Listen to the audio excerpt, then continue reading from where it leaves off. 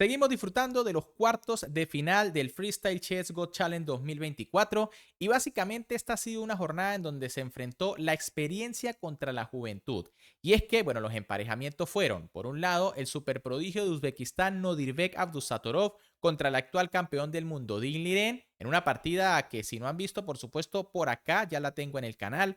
También se enfrentó el número 2 del planeta Fabiano Caruana contra el superprodigio de la India Domaraj Gukesh. En otro enfrentamiento estaba el prodigio alemán Vincent Keimer contra el gran maestro norteamericano Levon Aronian. Y finalmente tenemos a los dos protagonistas de la partida que verán a continuación. Se trata del duelo entre el superprodigio iraní Alireza Firouzja contra el actual número 1 del mundo Magnus Carlsen. Dos jugadores que de hecho hace poco se enfrentaron en la gran final del Chessable Masters, una final emocionante y que aquí se vuelven a encontrar pero en otra modalidad y con otro ritmo de tiempo. Así que si quieren saber qué fue lo que sucedió, por supuesto, quédense hasta el final porque, como ustedes saben, cada vez que estos dos se enfrentan es un verdadero espectáculo. Con las piezas blancas, en esta primera partida de cuartos de final, el superprodigio iraní Alireza Firouzja iniciaba con la jugada de 4, mientras que con las negras, el número 1 del mundo Magnus Carlsen respondía con E5. Por supuesto, la posición es igual a la que jugaron Abdusattorov contra Ding Liren. La única pieza que está en su casilla inicial es la torre de H1 y la torre de H8.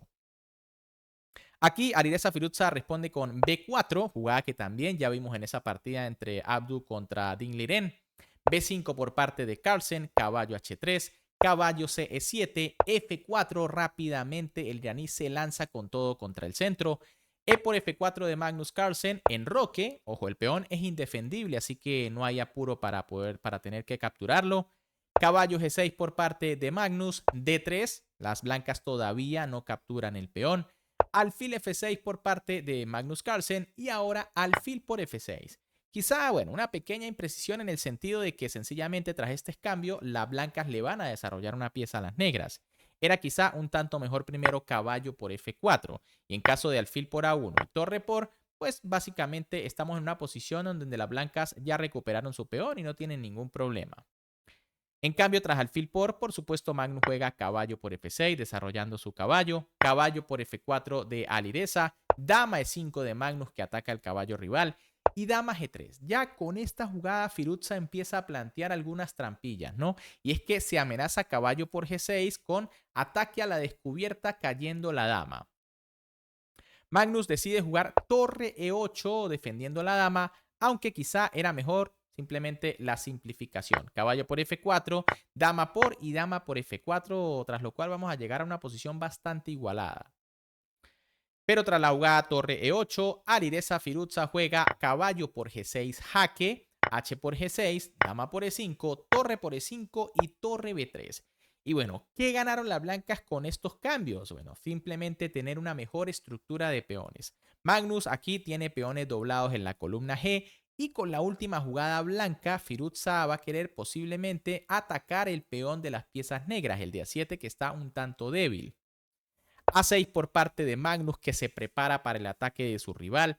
Torre A3, como les dije, Firouzja no pierde tiempo y ataca el peón, pero alfil B7. Esta era la idea de Carlsen, ¿no? Poder desarrollar el alfil defendiendo el peón. Torre C3 por parte de Firouzja que sigue ganando tiempos, ahora ataca el peón de C7 y caballo E8. Obviamente el noruego hace esta jugada con la idea de no dejar encerrado su alfil tras la jugada C6 que de hecho es la que da la máquina.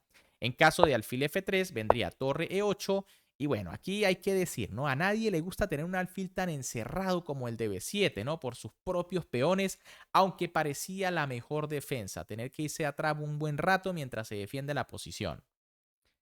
El problema de caballo E8 es que, bueno, las piezas negras están quedando bastante pasivas. Firouzja tiene su plan muy claro, caballo B3, la idea ocupar la casilla C5 o A5. Enroque por parte de Carlsen, caballo C5 del prodigio iraní, alfil C8 y torre A3.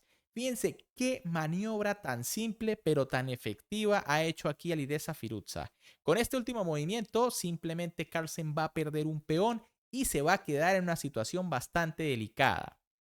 El noruego decide jugar caballo F6, se da cuenta de que, bueno, caballo 8 no fue la mejor jugada del mundo. Caballo por A6, Firouzja se gana el peón. Alfil por A6 y torre por A6. Ojo, Es curioso que en las últimas dos partidas Magnus ha sufrido precisamente con este peón. No sé si recuerden que le pasó lo mismo en la última ronda del torneo a ritmo rápido contra Nodirbek Abdusattorov. Una partida muy interesante que si no han visto, por supuesto, también tienen por acá en una tarjeta. Aquí sucede lo mismo, ¿no? Magnus se queda con un peón de menos y ahora sencillamente esto debería ser mero trámite para Firuza. Claro que delante de él está Magnus Carlsen, ¿no? El noruego decide jugar D5, comienza a buscar contrajuego, ataca el peón de su rival. E por D5, caballo por D5, A3 defendiendo el peón de B4, caballo E3, torre E1, torre FE8 y ahora torre C6. Firuza ataca el peón de C7 y también defiende su propio peón. Caballo por D1 por parte de Magnus, torre por D1 y torre 8 E7. Magnus, por supuesto, tiene que defender el peón porque es uno de los pocos que puede detener esta gran mayoría que tiene las blancas en este flanco. Firuza decide jugar torre E2 defendiendo la segunda fila, G5 por parte de Carlsen, H3 y ahora torre F5. Parece que en este momento era un poco mejor rey F8. La idea es, bueno, también activar al rey, ¿no? Al menos a que venga a defender al peón para liberar las torres. Tras C4 viene rey E8 y bueno, esto debería ser igual ventaja para las blancas. Pero tras la jugada torre F5, D4 por parte de Firuza. Una imprecisión porque, bueno, se va a debilitar un poco la estructura de peones. Aquí era mejor la jugada G4, que tampoco es fácil de hacer porque obviamente es temible la jugada torre F3. El tema es que tras rey G2 si se doblan las torres en la tercera fila, pues viene torre E2, ¿no? Planteando simplificaciones. Recuerden que la torre está muy activa en C6. Tras torre G3 viene rey F1 y si torre jaque, rey E1 y bueno, el rey simplemente va a pasar y en el momento en que las negras capturen el peón de H, las blancas capturan el peón de C. En cambio, tras D4, Magnus juega torre E1. Aquí el noruego se equivoca, ¿no? No aprovecha la oportunidad de jugar F6 para mantener todo defendido. La idea es que si G4 ahora en este momento, pues ya no funciona porque viene torre F3 y fíjense el detalle de haber hecho D4, ¿no? El peón de A3 está débil. Si rey G2 se captura y esto ya pinta como para unas tablas. En cambio, tras la jugada torre E1, rey H2 por parte de Firuza, torre F1 de Magnus Carlsen y torre C3 por parte de Alireza Firuza, defendiendo o intentando defender la tercera fila para, bueno, en caso de jaque, evitar que venga el torre jaque y caiga el peón de A. Pero ¿qué pasa? Aquí era mejor torre D3, defender pero con esta torre. La idea es que si torre E2, para empezar a presionar acá con la otra torre, pues viene torre G3, atacando y defendiendo. Si F6 viene torre por C7 y bueno, ya esto es demasiada mayoría, ¿no? Fíjense que todo está defendido y son 4 contra 1.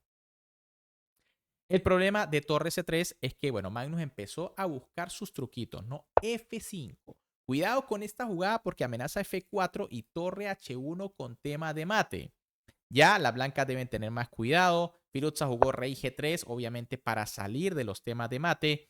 Y ahora Magnus comete un error grave en esta posición. Y es que el noruego jugó rey H7. Un error bastante grave. Aquí lo correcto era jugar G6 para evitar los temas de cambio de piezas. Tras, por ejemplo, torre F2 para buscar simplificar, viene torre G1. Las negras no tienen por qué cambiar y los peones están defendidos. En caso de torre por C7, vendría torre E3 jaque, rey H2 y torre E1, buscando otra vez el tema de jugar F4. Y otra vez, las blancas deben tener mucho cuidado para no quedar en una red de mate. En cambio, tras la jugada rey H7, Firuza jugó torre F2 y fíjense que ya no es lo mismo, porque ahora el peón de F5 no está defendido y las negras van a seguir perdiendo material si es que no cambian las torres. De hecho, aquí Magnus Carlsen decide jugar F4 primero, dando jaque al rey, rey F3 y torre G1. Bueno, aquí torre H1 parecía un poquito mejor, aunque las blancas igual siguen estando mejor. Tras la jugada torre G1, rey G4. Y fíjense, ahora viene por el peón aquí Alireza Firuza.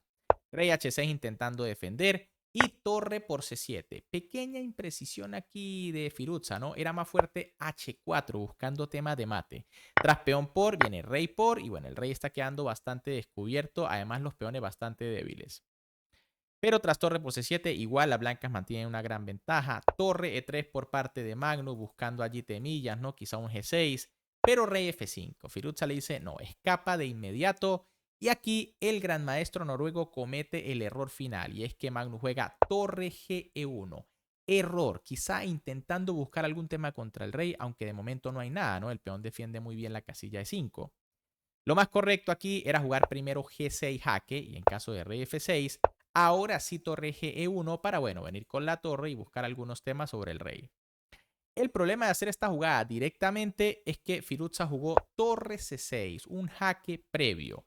Rey H5 por parte de Magnus Carlsen y tras la jugada torre G6, el noruego decidió abandonar porque está totalmente perdido. Fíjense que no le dio chance de jugar G6 y ahora la captura en G5 es prácticamente imparable, ¿no?